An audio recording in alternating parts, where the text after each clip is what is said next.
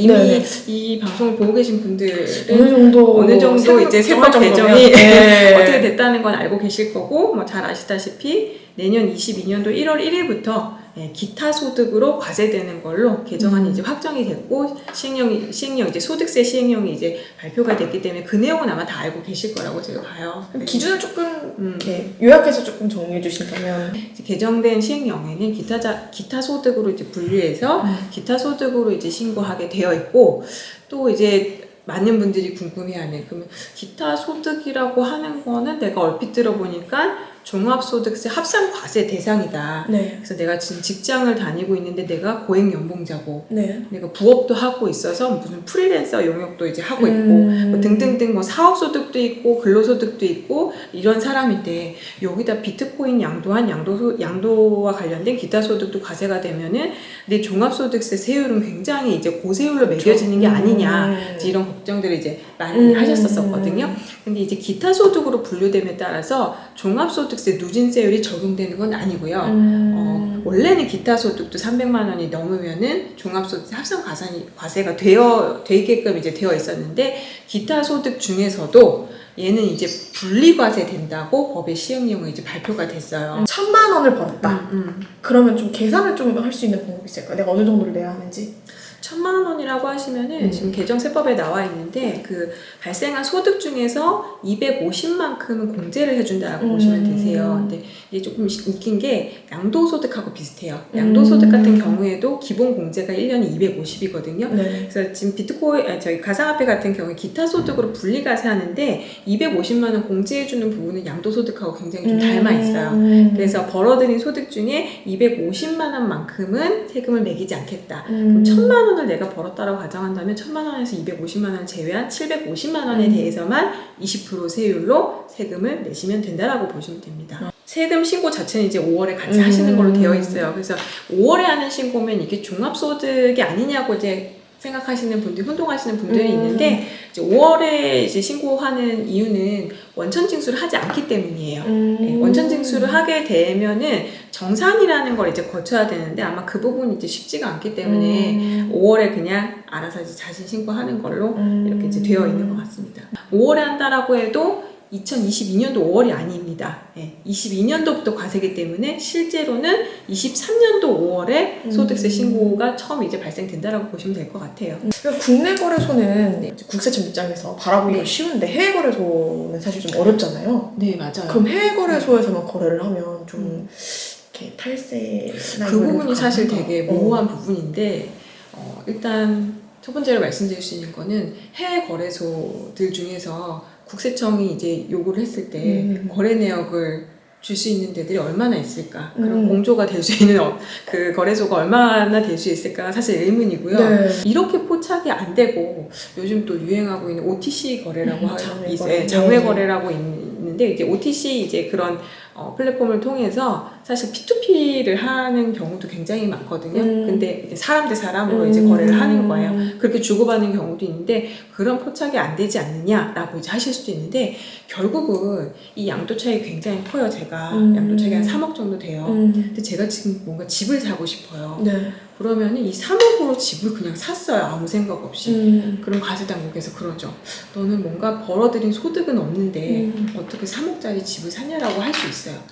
그때 이제 포착이 되는 거예요. 결국은 내가 뭔가 등기 자산을 소유하고 구입을 하려고 할 때 자금 출처 소명이 안 되면은 안 되기 때문에, 뭐 어쨌든 국내에서 내가 돈을 쓰려고 하면은 이 비트코인 양도했던 이 양도 차익이 얼마인지가 포착이 될 수밖에 없는 이런 시스템이라고 보시면 됩니다. 그러면 소명 자료만 좀 잘 준비를 해놓으면 그냥 대비책이 되는 건가요? 네네, 그러실 수 있을 것 같아요. 소명 자료만 잘 준비하셔도 괜찮으실 것 같은데, 그나마 다행인 거는 2022년도 1월 1일부터 이제 그 양도 차익이 발생되는 부분에 대해서 과세를 한다 그랬기 때문에, 그 전에 어떤 거래 내역이라든가 이런 부분 같은 경우 소명이 안 되신다라고 해도 2021년도 12월 말까지의 어떤 그 시가로 이미 의제 취득가액을 해준다라고 가정을 해놨거든요. 그렇기 때문에 이제 뭐 만약에 기존의 준비를 좀 못하셨다라고 하더라도 제가 봤을 때는 뭐 좀 괜찮지 않을까. 그럼 그런 상황에서는 어떻게 그럼 대응을 하면 좋을까요? 갑자기 많은 돈을 벌었고 뭔가 그런 걸 할 때? 솔직히 말씀드리면 많은 돈을 버신 분들 같은 경우에는 거래가 굉장히 복잡하세요. 가상화폐 거래소도 한 군데만 이용하시는 게 아니고 국내 거래소도 이제 우리가 흔히 알고 있는 메인 거래소인 업비트, 빗썸 이런 것만 이용하시는 게 아니고 이제 메인이 아닌 마이너 거래소까지 사실 이용을 하시고요. 왜냐하면 거래소마다 상장되어 있는 코인들이 다 다르다는 건 알고 계시죠? 그렇기 때문에 그 상장될 때 사실은 그 아시지만 그 가상화폐 가격이 굉장히 펌핑이 되잖아요. 그런 걸 통해서 양도 차익을 많이 노리시는 분들이 많기 때문에 굉장히 많은 거래소를 이용하고 계시고 국내뿐만이 아니라 해외 거래소도 굉장히 또 많이들 이용하고 계시거든요.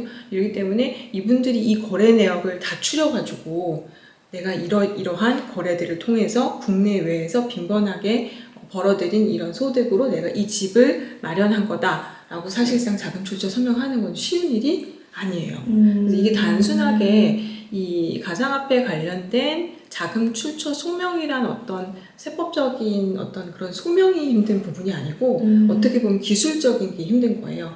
이 자료들을 다 챙겨서 다 챙겨서 이거를 거래 순서대로 나열해서 내가 언제 샀던 걸 언제 팔아가지고 양도 차익이 얼마가 남았다라는 이거 자체를 소명하기 굉장히 힘들다라고 보시면 되세요. 근데 메인 거래소 같은 경우에는 지금 거래 내역을 어느 정도 뽑으실 수 있는 부분이 있다라고 보시면 되는데 마이너 거래소 같은 경우에는 달라고 하면 이 내역을 안 주는 데도 있고 준다고 해도 그 본인이 자금 출처 소명을 위해서 정리하기 쉽게끔 나와 있지 않고 굉장히 어렵게 거래 내역들이 나열이 되어 있다고 보시면 될 것 같아요.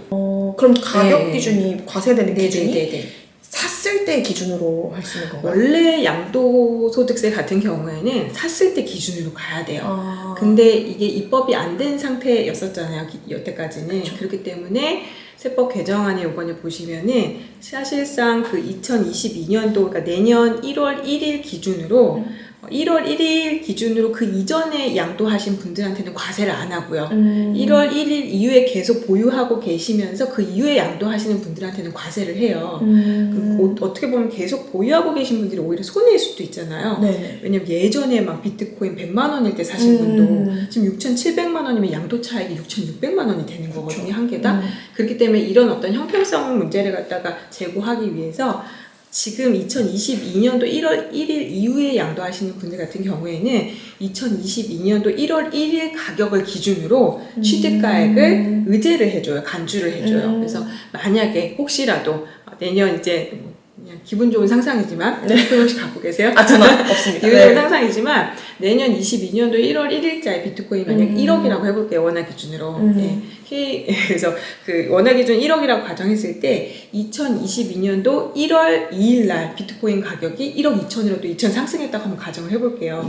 그럼 제가 1월 1일 그 시가는 1억이고 1월 2일 이제 시가는 판매 당시 양도 당시 시가는 1억 2천이라고 하면 그 양도 차익이 2천이 나거든요. 하루 만에. 그럼 요 2천에 대해서만 양도 차익을 계산하시면 되는 거예요. 초과분에 그쵸. 그럼 기존에 내가 100만 원에 사서 1월 1일 전까지 1억이 됐잖아요. 그러면 이제 9,900만 원이죠, 양도 차익이. 이 9,900만 원에 대한 양도 차익은 과세하지 않겠다는 거예요, 소급해서. 사실은 비트코인이 계속 오를 것 같으면 굳이 올해 한번 현금으로 청산하지 않으셔도 상관이 없다는 거예요. 어차피 그렇죠. 까주니까. 어차피 취득가액 자체를 1월 1일 기준의 시가로 의제를 해주기로 했거든요. 개정안에서. 그래서 굉장히 그거를 정부에서는 큰 혜택이다라고 해서 약간 광고를 하고 있어요. 지금 개정안에 대해서. 그래서 지금 바로 파실 필요는 없으실 것 같고 뭐 이렇게 여러 가지 어떤 예측들이 나오고 있잖아요. 비트코인이 2023년까지는 뭐 3억 정도는 갈 거다. 뭐 이런 말들도 이제 나오고 썰이 있기 때문에 또 사람 마음이라는 게 팔았다가 다시 사기는 쉽지 않잖아요. 또 높은 가격에. 그래서 만약에 오를 것 같다는 예상이 되신다라고 한다면 2022년도 1월 1일 이후 시점까지 계속 보유하고 계셔도 2021년도 12월 31일까지 오른 가격에 대해서는 과세하지 않겠다고 세법이 이미 개정이 됐기 때문에 과세가 안 된다라고 보시면 되세요. 그래서 기왕이 올라갈 거 2022년도 1월 1일 전까지 2억이 간다면 더 좋겠죠. 과세가 안 되니까. 그러면 혹시 이제 올해 초에 2억 원 정도의 가상화폐를 자식한테 증여했다고 가정했을 때 이때는 좀 어떻게 과세가 될까요? 올해 증여하셨다 그러시면 이제 이거를 간혹 이제 혼동하시는 분들이 있으신데, 증여나 상속세 관련해서는 아무리 가상화폐로 부에 이전을 하셨다고 해도 지금 과세당국이 증여세나 상속세를 과세할 수 있어요. 지금 이제 국세청에서 말하는 개정안이라고 하는 신설 법안은 단순하게 개인의 양도 차익에 대한 기타 소득 과세 문제거든요. 그러니까는 자산 이전하는 상속세나 증여세는 지금도 현재 가상화폐에 대해서 매겨지고 있다라고 보시면 될 것 같아요. 네, 그래서 시가가 2억 원인 가상화폐를 자녀에게 현 시점에 증여를 했다 그러면 그냥 2억의 현금을 증여하는 것과 동일한 증여세를 지금도 이제 낼 수 있다라고 보시면 될 것 같아요. 그 세율은 똑같이? 네. 다만 이제 궁금해하시는 분들은 그거예요. 그래, 오케이, 세금 나오는 것까지는 알겠어. 근데 내가 반드시 이 세금 신고를 해야 돼? 이렇게 물어보시는 분들이 있더라고요. 근데 가상화폐로 이전하면 이거 국세청이 알 수 있어? 세금 나오는 것까지는 알겠는데 포착 못할 확률이 높다고 하면 신고 안 해도 되는 거 아니야? 이렇게 이제 말씀하시는 분들이 이제 계신 거예요. 양도하게 된 시점에 모든 게 다 드러난다고 보시면 되세요. 언제 취득했고 어떻게 취득했고 이런 내역들까지도 사실 소명이 돼야 된다라고 보시면 되기 때문에 증여했다라는 그 증여 행위가 언젠가는 포착이 된다라고 보시면 되시는 거고, 만약에 증여세 같은 경우에는 증여하고 나서 3개월 이내에 이제 증여세 신고를 하셔야 되시는 거거든요. 네. 3개월 이내에 증여세 신고를 안 하시게 되시면 가산세가 그렇죠. 어마어마하게 붙는다라고 보시면 됩니다.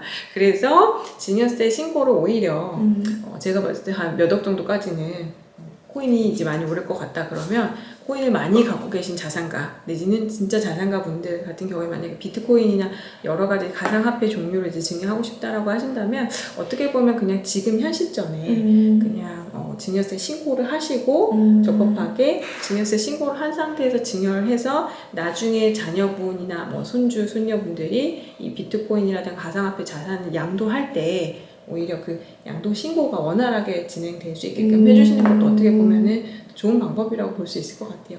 예.